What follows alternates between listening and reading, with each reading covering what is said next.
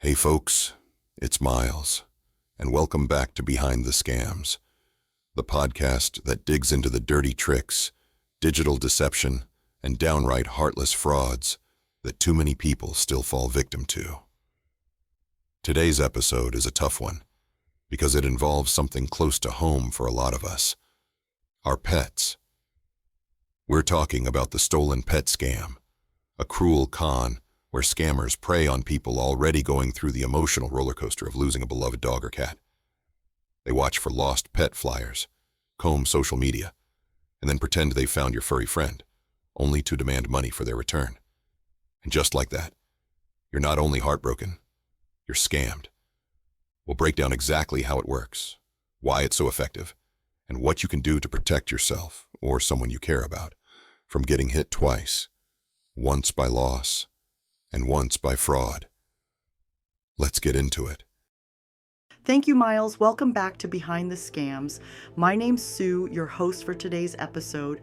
I'm joined, as always, by my co-host and my wonderful husband, Nick. Thanks, Sue. You know, it really does feel like we've got another incredibly vital episode on deck for our listeners today, doesn't it? One that really, it cuts deep, I think. It absolutely does, Nick. I mean, when we talk about scams, we often think about financial ones, but this one just feels particularly cruel because it targets something so personal. We're talking about the lost pet scam today, and it's heartbreaking. Heartbreaking is the word, Sue. It's one of those insidious types of fraud that really, they really leverage pure emotion, pure desperation. People, they just want their beloved pets back, and these scammers, they jump right on that, sadly. It's a tough one to talk about, but it's crucial. Sue, this scam really hits home for you and I, since we have two wonderful fur babies that we love. We do everything we can to protect them. Why? Because they are like family to us. You know, Nick, what really gets me about this type of scam, the lost pet scam, is just how utterly cruel it is. I mean, it's not just about losing money, right? It's really preying on people's deepest, most vulnerable emotions, their love for their animals. How do these scams even typically start? What's the general blueprint for them? Oh, Sue, you hit the nail on the head. It's absolutely, it's about leveraging pure emotional distress. And that's what makes it so insidious, so hard to deal with. Generally, how they work, they usually start when someone's pet goes missing, right? The owner, they're already in a state of panic. They're posting on social media, they're putting up flyers, they're doing, everything they can to try and locate their beloved animal. And then the scammer, they swoop in. They often monitor these lost pet posts, actually, which is just, it's incredibly devious. So they're actively searching for people who are already in a desperate situation. It's chilling, honestly. So once they find these posts, how do they actually make contact? And what's their goal once they do? Yeah, exactly. They're looking for that vulnerability. The contact usually comes out of the blue. It could be a phone call, a text message, sometimes even an email, right? And it's always urgent. They'll claim they've found the pet, or they know someone who has, or that the pet is in some kind of, distress or has been injured. The goal is always to extract money, obviously, often under the guise of emergency veterinary care, transportation fees, or even, a reward for finding the animal. And the unique pain, you mentioned it earlier, Sue, it's that double blow. Not only are you dealing with the agony of a lost pet, but then you're hit with this cruel deception and the realization that you've just thrown money away on a complete lie. It's just devastating. It really is. Wow, it's just so awful. So they're basically like hijacking that hope that people have, the hope of getting their pet back and turning it into a weapon. And you, having spent over 25 years in law enforcement investigating financial crimes as a special agent, I imagine you've seen countless variations of scams, but this one just seems particularly low. Do they specifically target people who are, maybe visibly distressed online? Absolutely they do. And you're right, Sue. In my career, as a former special agent investigating financial crimes, I've seen some truly horrible things. But the ones that prey on emotion, they really, really stick with you. Scammers, they're essentially predators. They look for weakness, right? And someone publicly expressing their profound sadness and desperation over a lost pet. Well, that's a huge, huge flag for them. They'll often try to, establish a rapport first, sounding very sympathetic, very understanding before they drop the bomb about needing money, and they apply immense pressure to act quickly.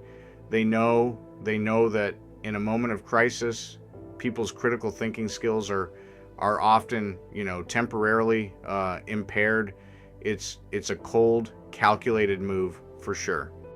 Hearing all that, Nick, about how they target people when they're at their most vulnerable, it just brings to mind this one story that's, it's really heartbreaking. It perfectly illustrates what we're talking about, It's about a woman named Chloe.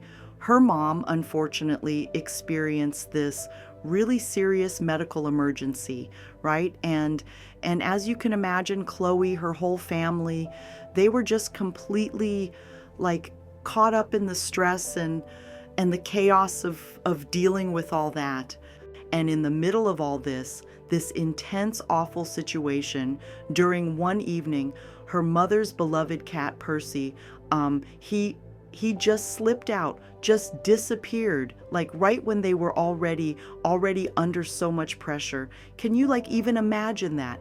The additional layer of anxiety. And despite, everything Chloe and her family did, I mean, they must have been absolutely frantic, putting up signs, calling shelters, everything you'd expect a loving pet owner to do. Percy just didn't come back after several days. It's just awful to think about, isn't it? Yeah, Sue, it's absolutely heartbreaking. And that's exactly, what these scammers, they look for. That vulnerability, that moment of sheer desperation.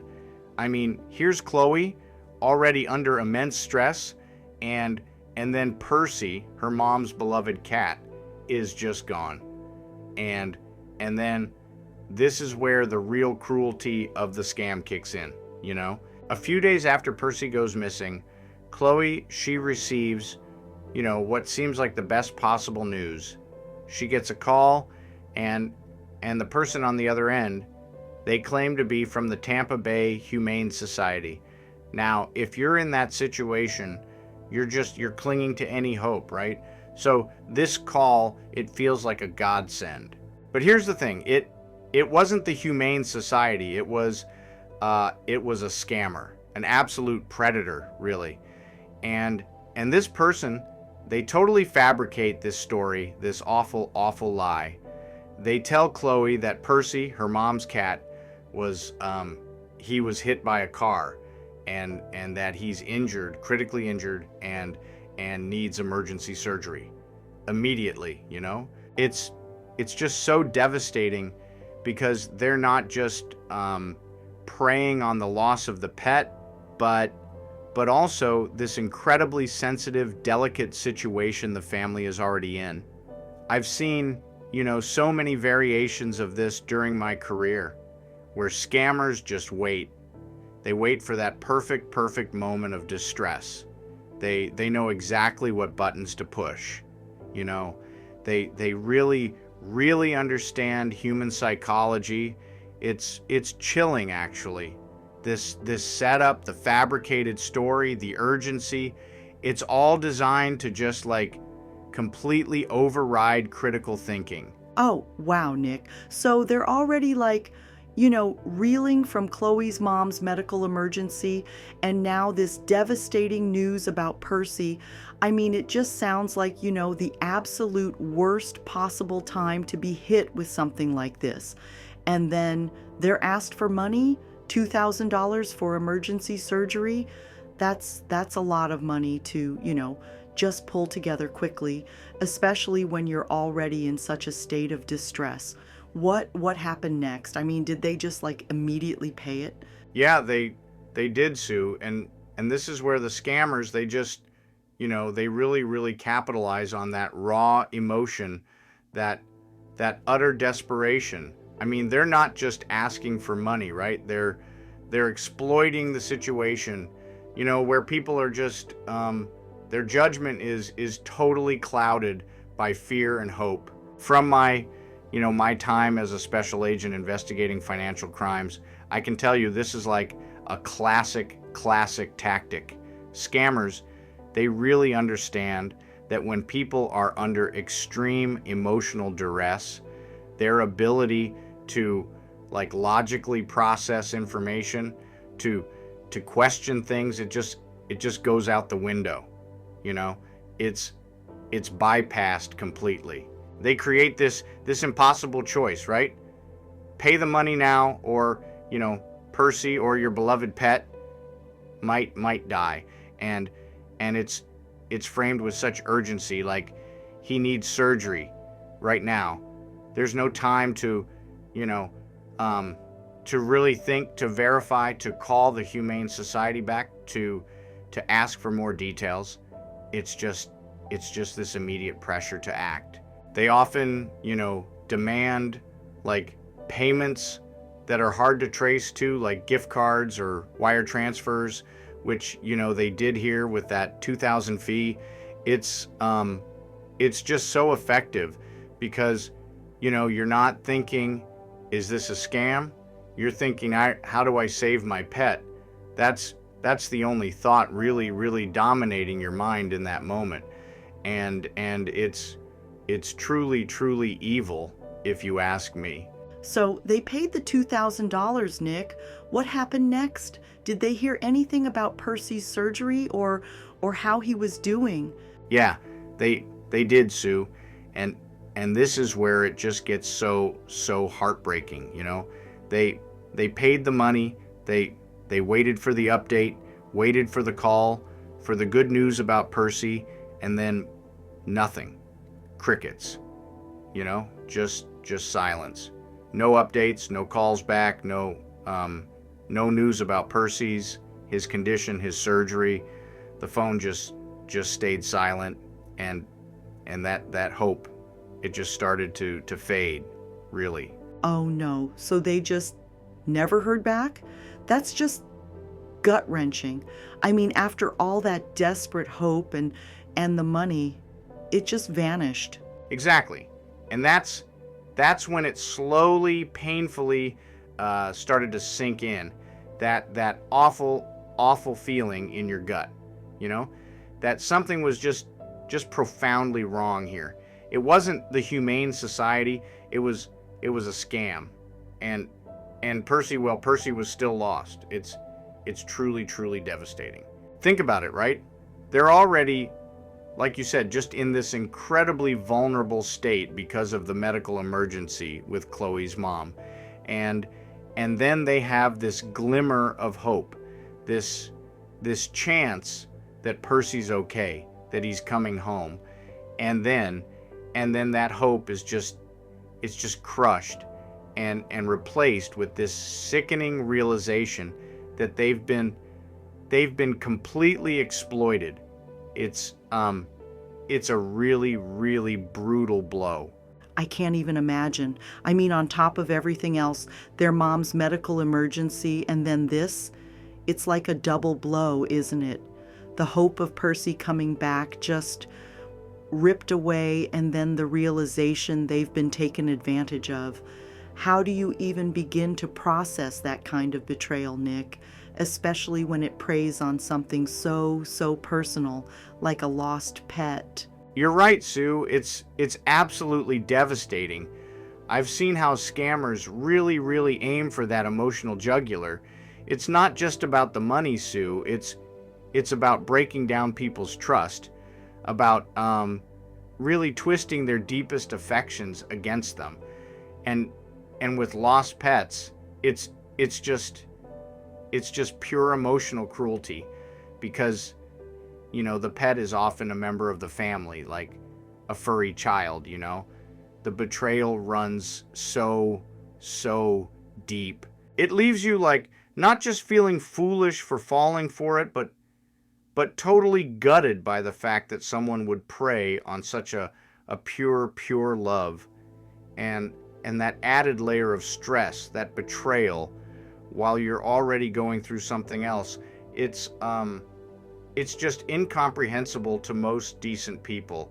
It's a profound wound, and it's a lesson for us all, really to be careful. Nick, you've just highlighted how utterly devastating these scams are, especially because they prey on such, deep emotional connections. It's not just about the money, it's the betrayal. But how do these scammers actually do it? Like, how do they even get the pet's name or know that a pet is lost? How do they operate this kind of playbook?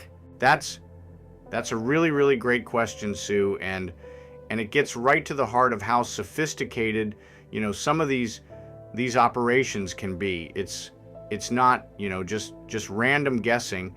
These scammers, they're often surprisingly well informed, and from my experience, I've seen patterns emerge. They really leverage readily available information. So think about it. When someone loses a pet, what's one of the first things they do? They post online, right? Social media, neighborhood groups, lost pet forums, local community pages. They'll put up posters, sometimes with all the details. The pet's name, Percy in this case, the breed, a picture, contact numbers, even the general area where they were lost. All of that vital information, it's out there. And these scammers, they actively monitor these posts. Oh, so they're literally just lurking on lost pet posts, waiting for an opportunity? That's so creepy. Exactly, Sue. They're like digital vultures. They see that a pet is lost, they grab the details, and then they lie in wait. And the timing is crucial, right? They often strike when the victim, like Chloe's family, is already like at their most desperate point. They've been searching for days, they're exhausted, they're emotionally drained. Maybe they've just had, another false lead. That's when the emotional defenses are really low. As a licensed private investigator, I always tell people that scammers are really masters of psychological manipulation. They understand human vulnerability. They know that when you're desperate, when you're feeling guilty, when you're feeling like just that overwhelming love for your pet, you're not thinking clearly, right? Your rational brain, it just takes a back seat to your emotions. They understand that. So they target that window of extreme stress and desperation.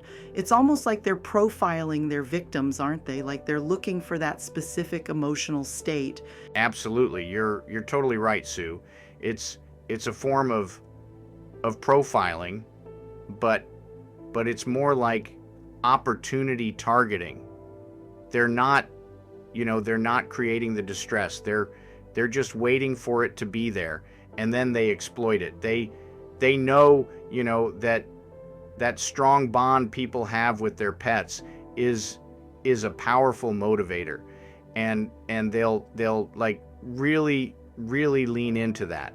They'll use language that implies urgency, that suggests dire consequences if you don't act immediately.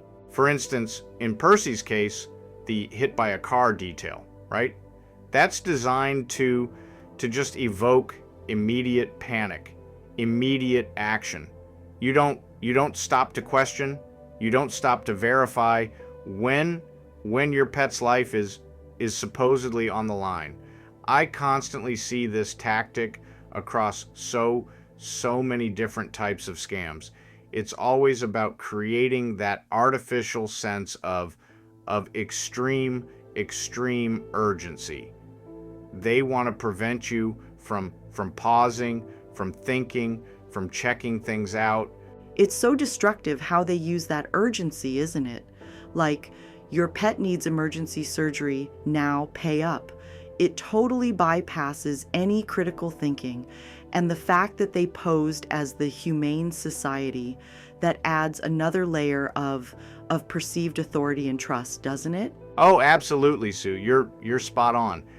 Impersonating a trusted organization like the Humane Society or an animal shelter or even, a vet clinic, it adds an immediate layer of legitimacy. People generally trust these organizations. So when the call comes in, identifying themselves as such, it lowers the victim's guard. It makes the story, even if it's wildly dramatic, it makes it sound more plausible. And they'll often have just enough details to make it convincing, but not too many that you can easily verify. They might say, "We found a cat matching Percy's description," or "He was found near your address," or he has this distinguishing mark.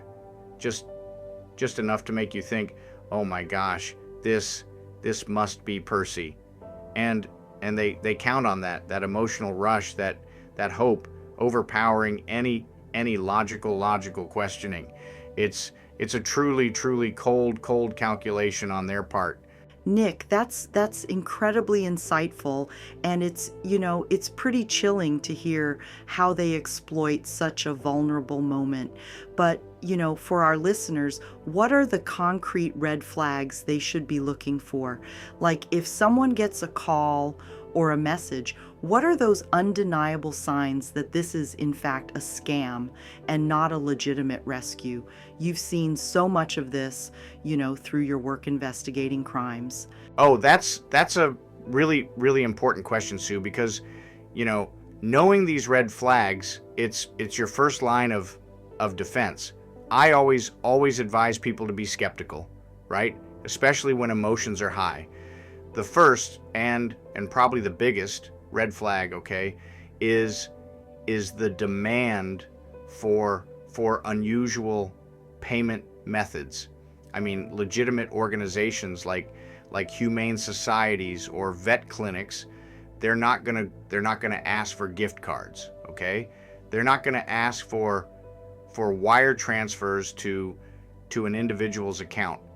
They won't ask for cryptocurrency or payment through untraceable apps.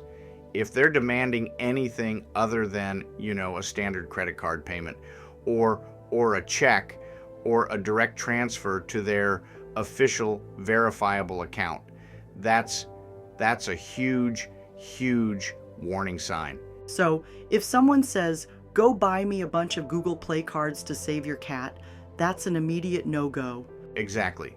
That's an immediate, hard stop. Red flag. Another major red flag, Sue, is excessive urgency. They'll pressure you to make a decision right now, like your pet needs emergency surgery immediately, and if you don't pay in the next 10 minutes, we can't save them. That kind of extreme time pressure, it's it's designed to bypass your rational thought process, you know? They don't want you to pause, to think, to verify anything.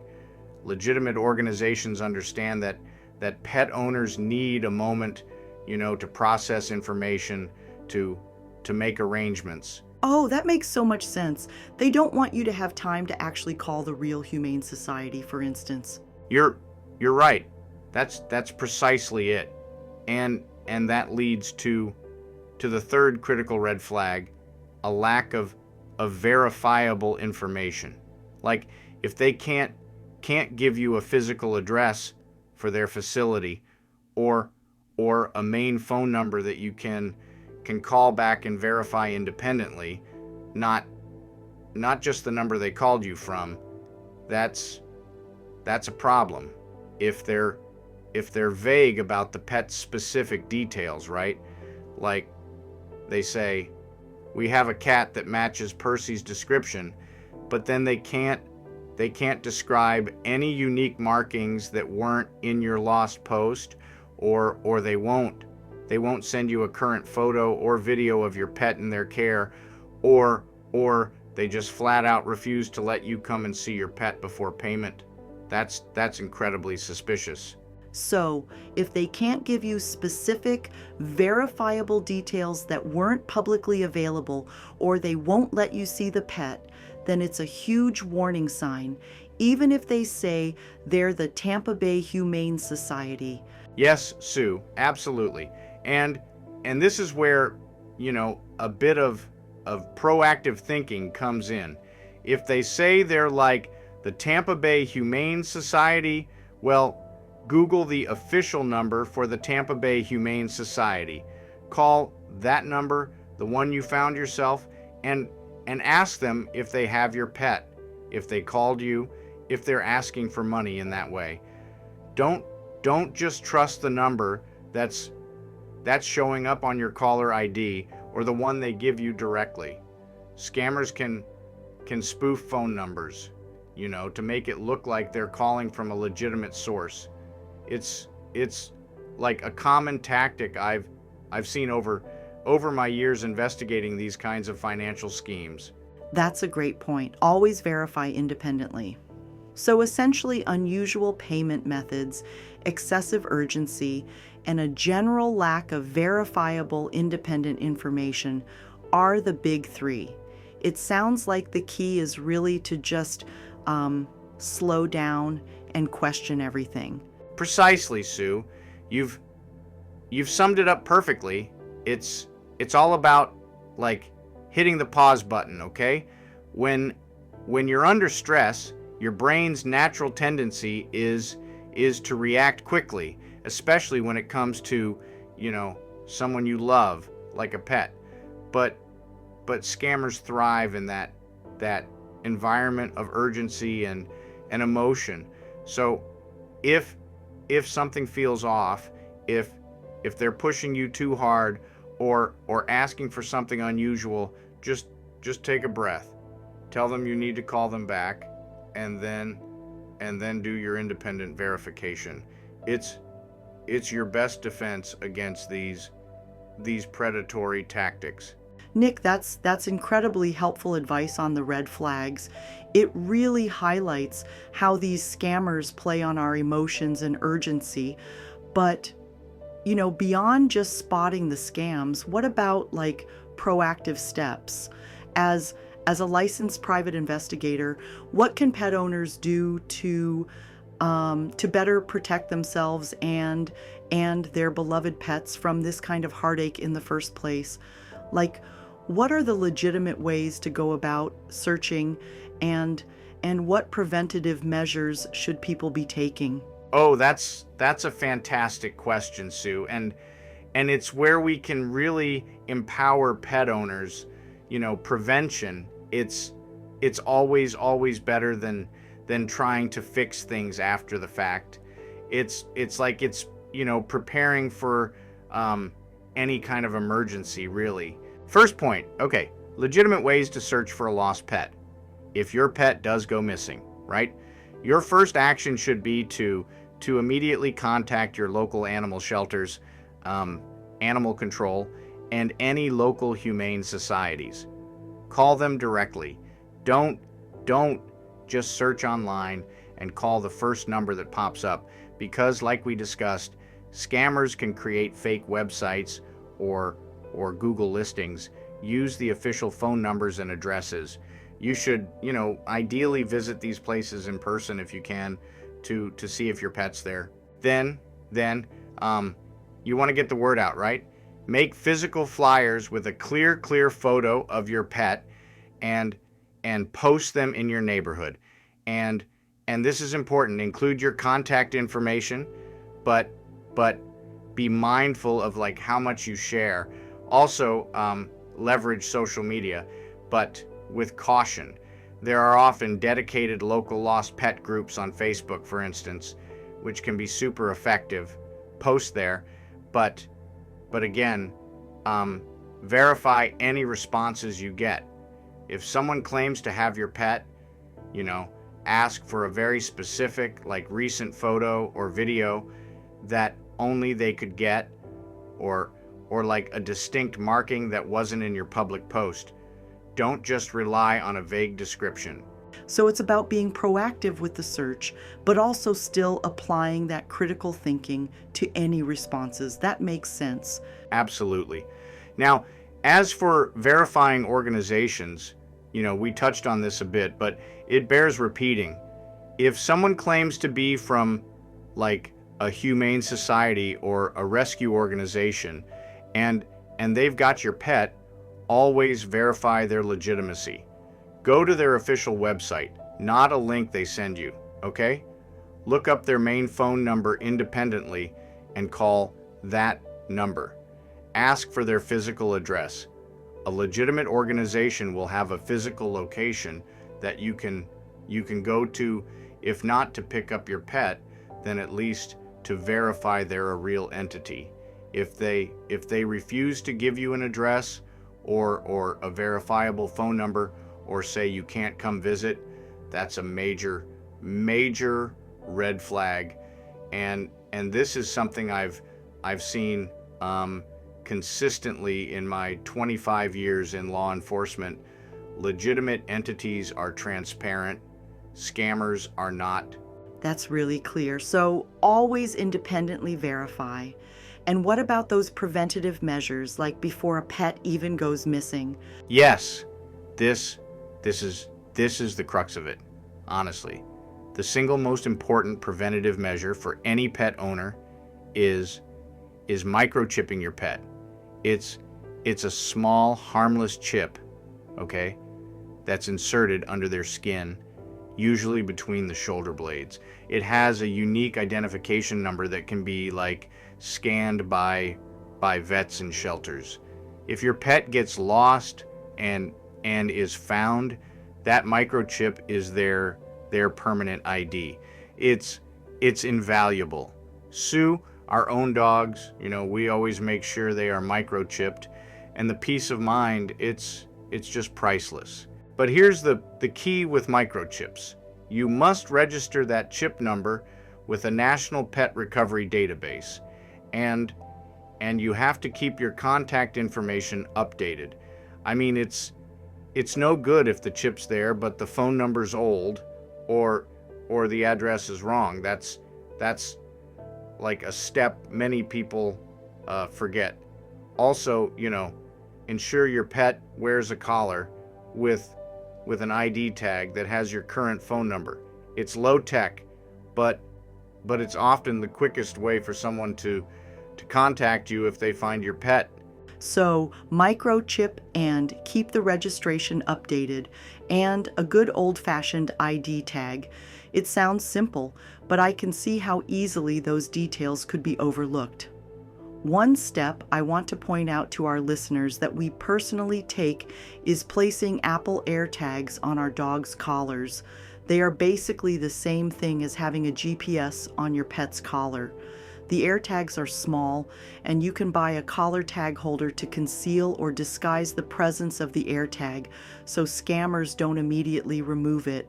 You're right, Sue.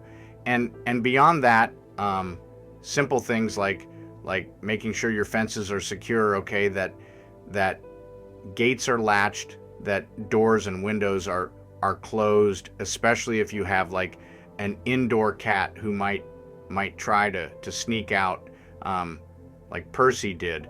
Also, have recent clear photos of your pet from different angles. You know, if they do go missing, these photos are crucial for identification on posters and online. I've seen in my career, you know, photos can really make or break a missing person or a missing pet case. The clearer the image, the better. These steps, they're not like foolproof guarantees, but they dramatically increase your chances of a happy reunion and reduce your vulnerability to these terrible scams. Nick, that's incredibly comprehensive advice on prevention. It's really empowering to know there are things we can do proactively, but let's say despite all these precautions, someone does fall victim to one of these awful scams. It happens, right? What should they do immediately? I mean, who do they contact, and how can we reassure them that, you know, it's not their fault, given how emotionally manipulative these scammers are? Oh, Sue, that's a crucial point. It really is. I've seen firsthand how much shame and embarrassment can really paralyze victims after a scam. And the first thing I want to say, the absolute first thing, is don't feel ashamed, okay? These scammers, they're professionals at manipulation. They exploit deep emotions and urgent situations. Anyone, literally anyone, can be targeted. So please, if this happens, don't blame yourself. Now, as for what to do immediately, your first step should be to report it. You've got to report it to the proper authorities. First, contact your local law enforcement. I mean, even if they can't recover your money or find the scammer immediately, it's important to create a police report. This documentation is essential, and it helps law enforcement track these patterns. It's something we always stress during my years in law enforcement. Every report helps build a bigger picture. Second, you should report it to the Federal Trade Commission, okay? That's the FTC. They have a specific portal for reporting scams, and it's invaluable for tracking these incidents on a national level.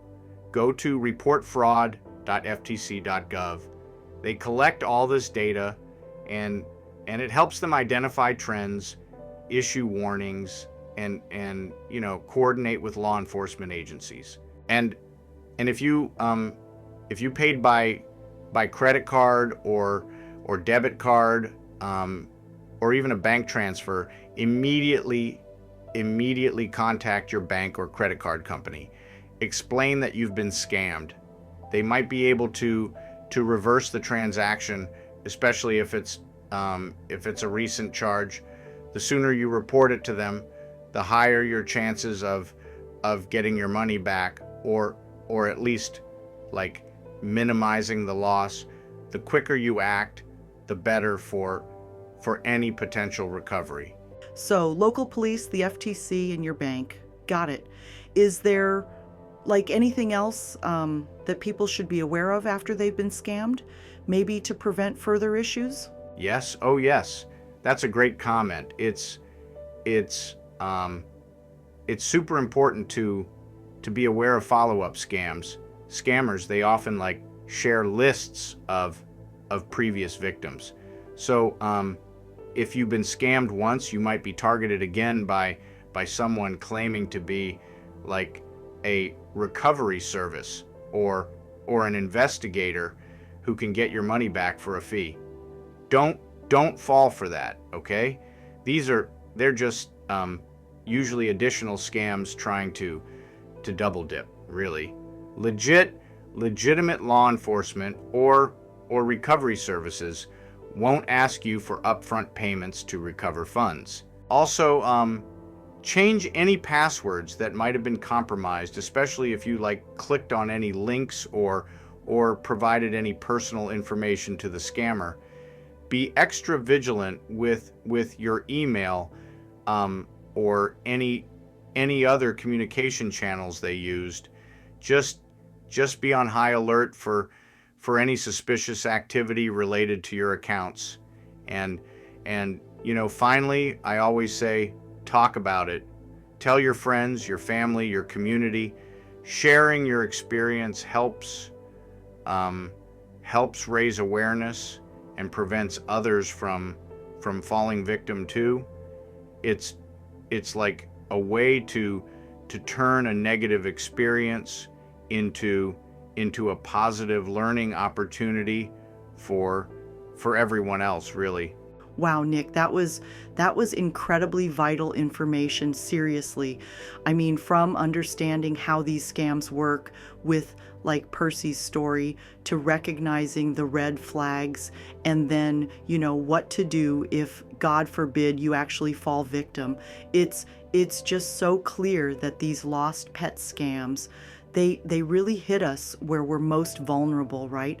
Our emotions, our love for our pets. You're absolutely right, Sue.